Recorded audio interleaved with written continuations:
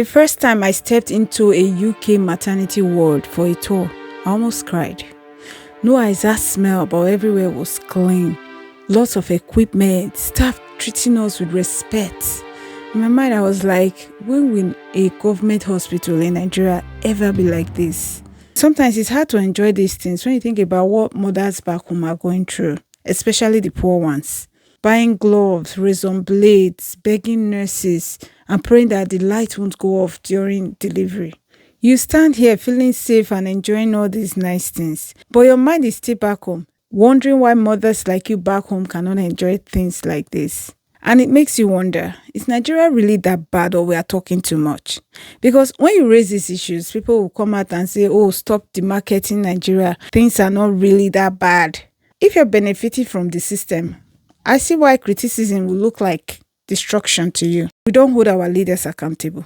Look at politics. There's no opposition. They are all in the same one party. Everybody doing things together. If you watch the UK Prime Minister question, you see that we're learning. Recently now, the Deputy Prime Minister had to resign over issues of accountability.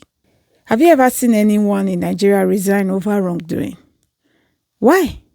And I know there are people that will come and say, oh, Nigeria is young, UK is over 300 years old, Canada is over 100 years old, China is over 4,000 years old. Do we have to get to 100 years before we get it right?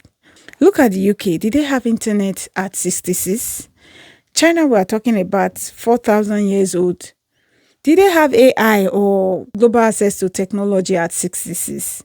Or even Canada or the US, just as we now have all these things now. And that should be our advantage, learning from others' mistakes, not repeating them. We don't have to go through everything they went through to get it right. Right now, Nigeria and even Africa is the underdog.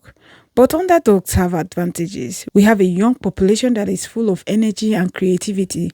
Have you seen our streets? Our youths are bursting with creativity. We have raw materials and natural resources as a country. We have a global diaspora that are already breaking records, and many of whom will want to come back home. Underdogs can move faster and learn quicker, but we are not tapping into all that. And that is what is paining me the most. Not just because we are behind, but because we are not using the advantages we have. We are not maximizing our advantages. Of course, people will tell you life in Nigeria isn't all bad. And it's true. People still laugh, do their fashion, throw parties, raise families. If you are rich, Nigeria can be sweet. Nigeria works. The roads in your estates are well paved. Everything is just so nice and almost perfect. And for those looking to start small businesses, you don't have to go through these licensing bottlenecks we have in the West. You just start your business. Almost the whole year is like summer. Lots of sun, and that's a lot of outdoor time for you. You don't even have to be fighting winter jackets, all those heavy stuff. You have a beautiful, amazing weather, good for growing most crops we need and that we can even export as a country. And if you live in certain estates, you enjoy steady light. But that's just for 1 to 5% of Nigerians. For the majority, insecurity is high, suffering is deep, hunger day. And you see some of these privileged people playing it down when you talk about insecurity. I've never been kidnapped, they say. But what about thousands of people who have paid ransoms or lost loved ones to kidnappers? This reminds me of something my parents used to tell my siblings and I when we were not looking out for each other. Emekagbe, omeomeagbe, literally means they are not fighting me, they are fighting my sibling. Just because it does not touch you does not mean it does not exist. But realities exist. In Lagos, Abuja, or those big cities, you might escape the worst. That's why you see those glossy videos some foreigners come to Nigeria to make. Nigeria is not all that bad. They lie to you about Nigeria. But drive to smaller towns or even outskirts of these big cities, and you see a different story. Insecurity is real. There are no basic amenities.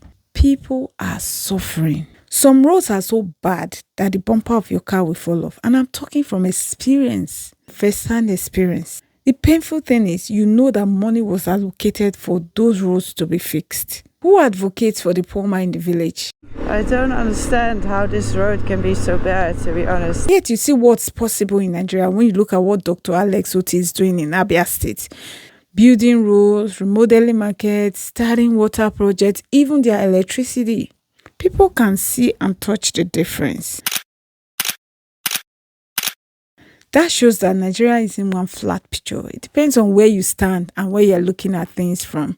And sometimes if you're looking at it from a privileged place, it's hard to understand what the majority are going through. You can say, it's not affecting me. I'm taking care of my basic needs. But what about those that can't? And there are people that never feel sorry for the poor in the society. They think it's their fault that they are poor. And what differentiates the West from Nigeria is how they look after their poor.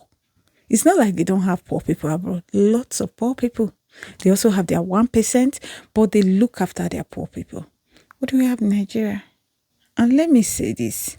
More than 50% Nigerians abroad globally would like to come back home if even just security is fixed in Nigeria.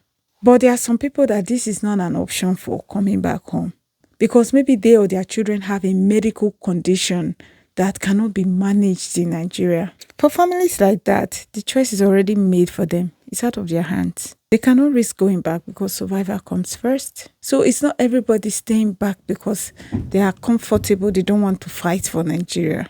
And the truth is, abroad broadens your horizon. And that's what pains me when I see these politicians that are well-traveled. They come back home and they don't implement the things they see in their travels.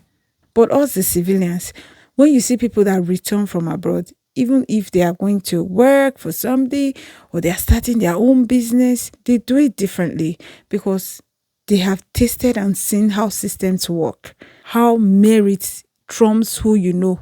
So when you return, you can't pretend like you don't know anymore. You have to put that knowledge to work. But it also creates frustration because when you see how things are done back home, it's mostly who you know.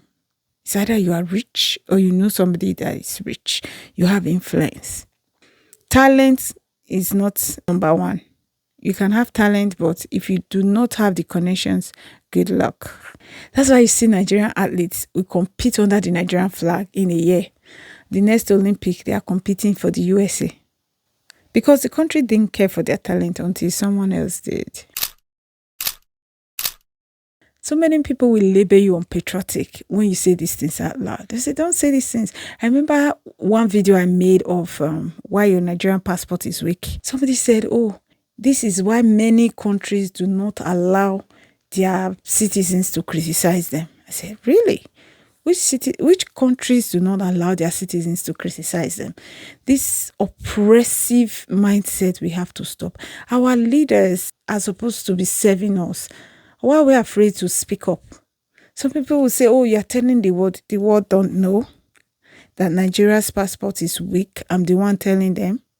It's not new information to those who want to know. It's not. Me saying it does not mean that I'm educating the world that, yes, guys, come, our passport is weak. They know. I'm just talking to my people that may not know the implication of the kind of passport they are holding and what is possible with a stronger passport. And that's something many of them say, oh, we know. We already know these things, but desensitized. It's not about not washing our dirty linens outside. Every advanced country thrives because the citizens hold their government representatives accountable. But I see us shying away from it. When you speak up, people tend to label you with negative names and say, oh, now make it better now, all of us there. They'll say, let's join hands and fix Nigeria. I agree. Fixing Nigeria is the goal. But two things can be right at the same time. We can love Nigeria and still tell the truth about the pain inside it. We can celebrate progress and still call out our failures. Criticism is part of building. If we hide the cracks, how will we fix them? If we don't name the pain, how do we ever heal it? Comment from my last video said, if you like, keep pulling down Nigeria, you will always be a second-class citizen in Canada. I don't mind being a third-class citizen in Canada at the moment. I don't mind. Thank God I have the choice. If I want to come and do first class, I know the way to the airport, and I will be coming to Nigeria to be first class. But for now, I think I'm okay with being a second class citizen. So, my dear people, do you think it's fair to talk about how bad things are in Nigeria, or it's not patriotic? Or is it better to paint everything as being okay and hope we figure it out soon? Thank you for watching. I'll see you on the next one. Bye.